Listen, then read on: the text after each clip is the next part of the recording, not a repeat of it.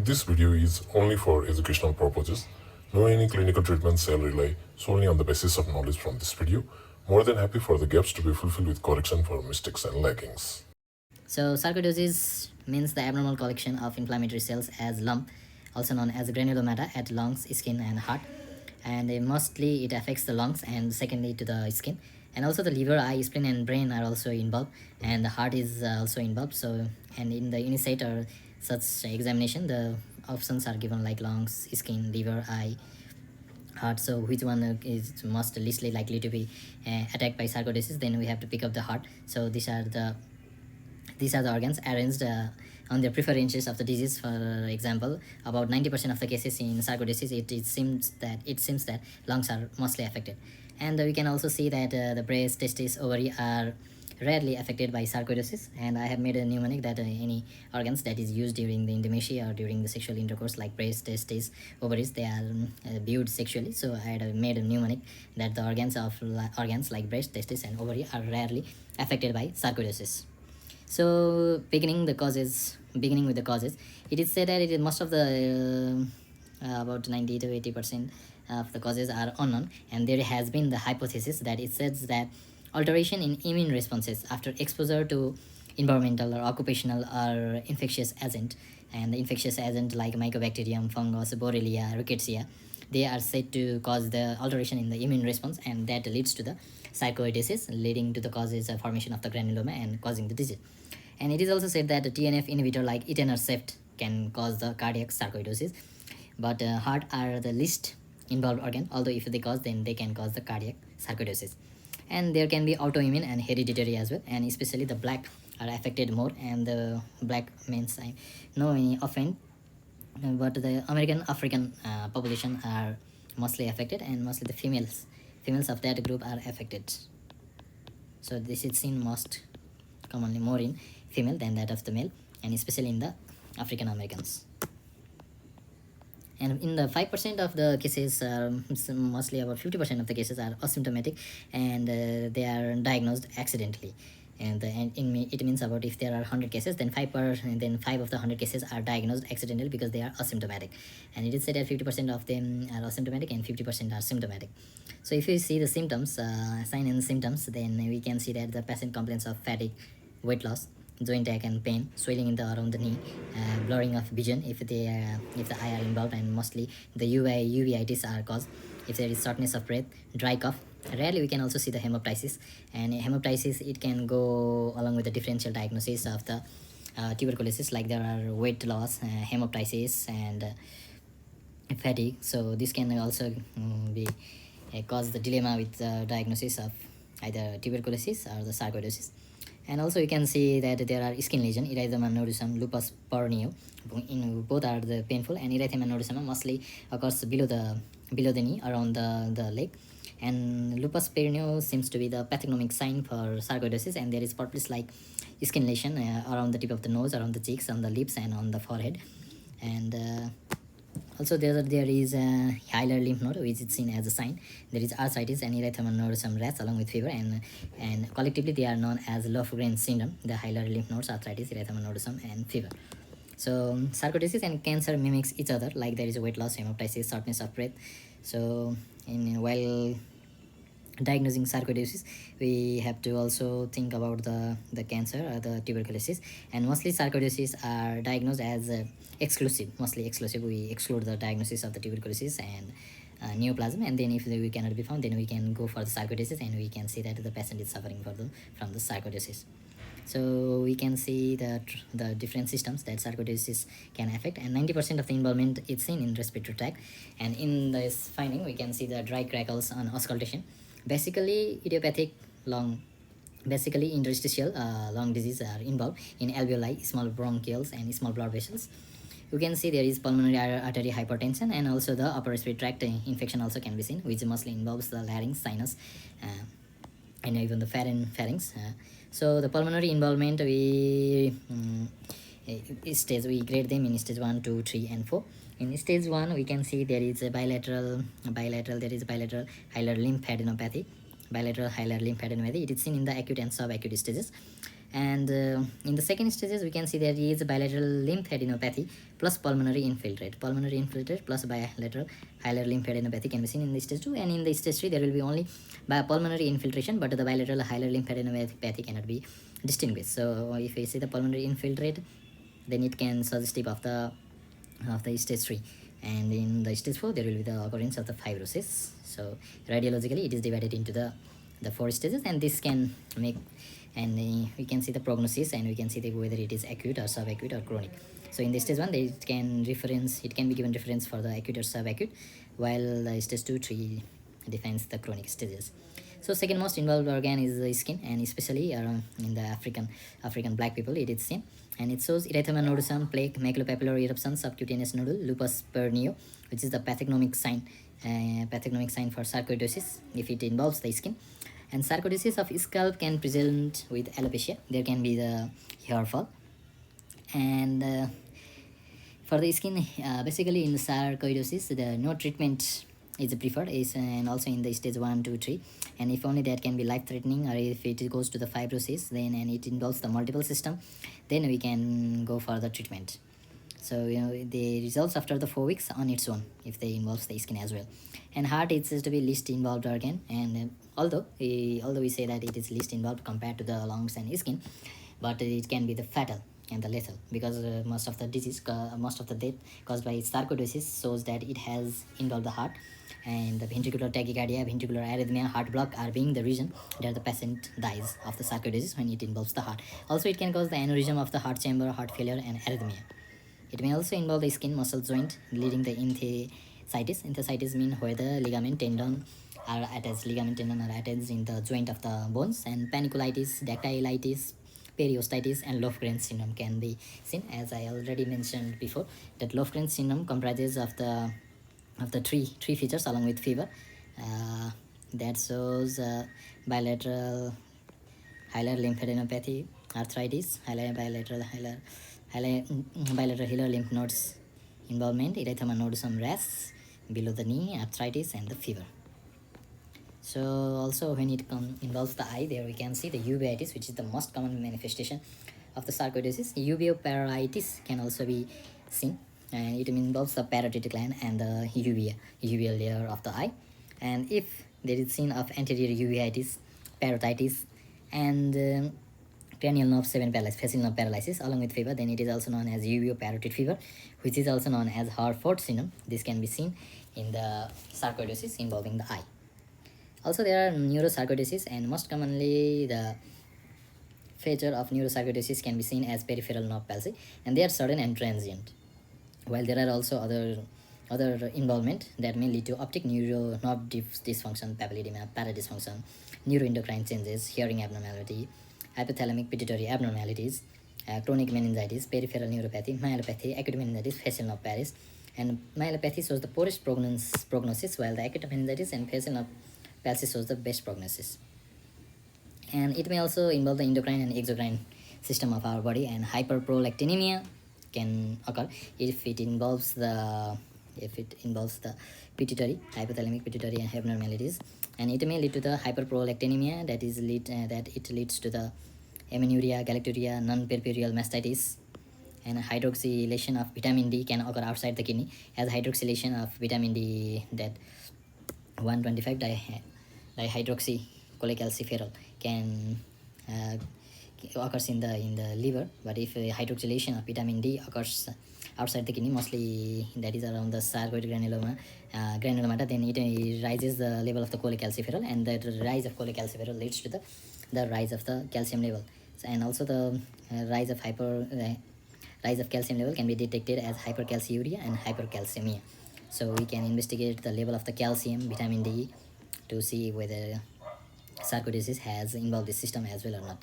And gamma interferon forms the activated lymphocyte and macrophages, which plays the major role in the synthesis of 1-alpha 25 hydroxy D3. So, and the activated lymphocyte and macrophages from in the granuloma of the sarcoidosis leads to the formation of the active form of vitamin D3, and that further leads to the more increase the level of the calcium, and this can be the cause of the increased level of the vitamin D3 and the calcium.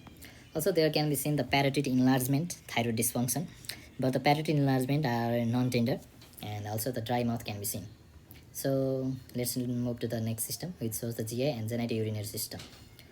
It rarely involves stomach, ovary, testes, uterus, vulva, breast, and also if it involves the genitals of the male, then it may lead to the infertility. And and in the blood, if it involves the blood hemodynamic system, then there can be seen the lymphopenia, which is the most commonly involved and monocytosis, anemia, leukopenia, thrombocytopenia, hemolytic anemia can also be seen. Polyclonal hypergamma-globulinemia can be also seen, and these are the lymphopenia. Polyclonal hypergamma-globulinemia can be the most significantly seen features in blood once who is suffering from the sarcoidosis, and lymphadenopathy can also be seen, and the most commonly involved lymph node enlargement can be seen in the cervical lymph node group. So discussing about the pathophysiology, there is granulomatous inflammation, and it is non-casiting granuloma formation occurs there. There is the macrophages surrounded by the activated T cells, CD4 helper T cells, and there is more release of the inflammatory mediators like tumor necrosis factor, interferon gamma, interleukin 2, 8, 10, 12, 18, 23. So it is I have tried to remember this in the 2, 8, 10, 12, 18, 20, but there is no 20, 23. So 20 plus 3, 23, 2, 8, 10, 12, 18, 23. And then there is a TGF beta, which indicates that the helper T cell mediated immune response has been shown, and it shows that there is activated T cells, macrophage, and inflammatory mediators from the granuloma, and this shows there is a accelerated inflammation. But also it also shows there is suppressed immune response in the sarcoidosis, and that is shown by the response to antigen challenges such as tuberculin. It's suppressed. When the antigen challenge test with the tuberculin is shown, then it shows that the response has been suppressed. So there is seen the hyperactivity and hypoactivity of the immune system, and it is the paradoxical effect. And this simultaneous occurrence of hyper and hypoactivity is also known as energy, which increases the risk of further infection and the cancer. So what is the cause of energy over here? That is the T lymphocyte in periphery of sarcoid granuloma, which is present at the periphery of sarcoid granuloma. It suppresses the interleukin 2 secretion, and this suppression leads to the prevention of antigen-specific memory response that results in energy. And we can see that in granuloma formation, tumor necrosis factor and interferon gamma is necessary. And if there is a blockage or if there is inhibition of tumor necrosis factor or interferon gamma, then there is a decrease in the granuloma formation. While etanercept, which is the TNF antagonist, it should have been there is the decreased granuloma formation, but still there etanercept causes the increase in the granuloma formation. So it shows the paradoxical effect. And beta cells plays a role in pathophysiology, and increase in HLA class 1 antigen, increase AC inhibitor, increase CD4, CD8 and T cells in bronchoalveolar lavage, and in which shows usually more than 3.5. So immune reconstitution syndrome of SIV also can be seen. And while studying the histopathology, there is non-caseting granuloma in various organs and tissue.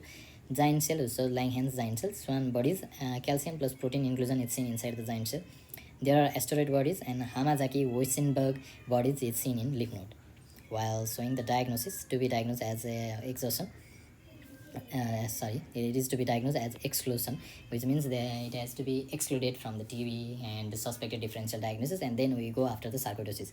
And Kebim-Sills pass test can also be done for this. And the investigation, there are stage 1, stage 2, stage 3 and stage 4.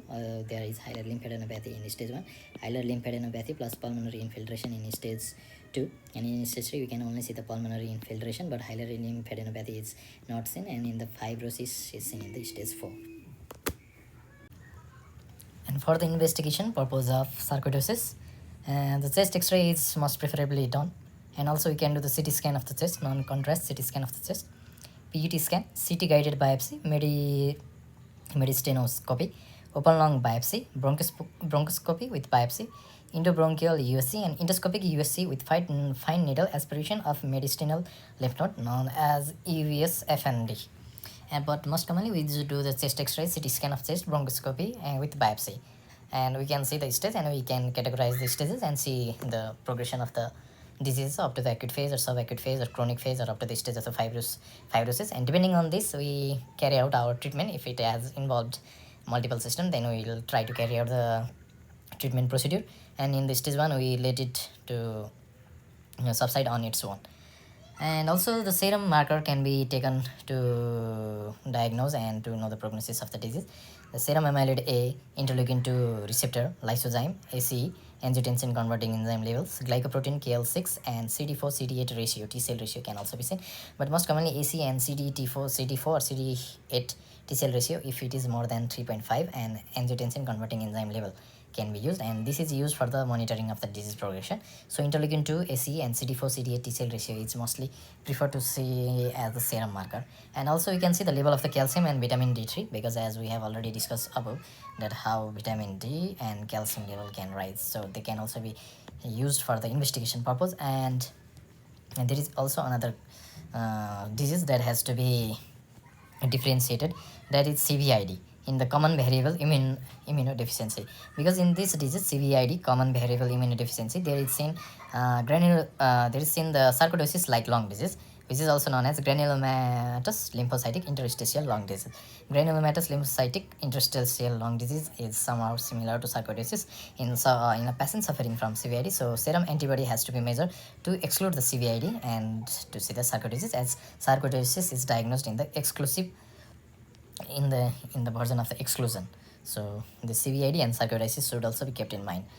And so now let's see, when the sign symptoms are suspected, then it is supported by the biopsy.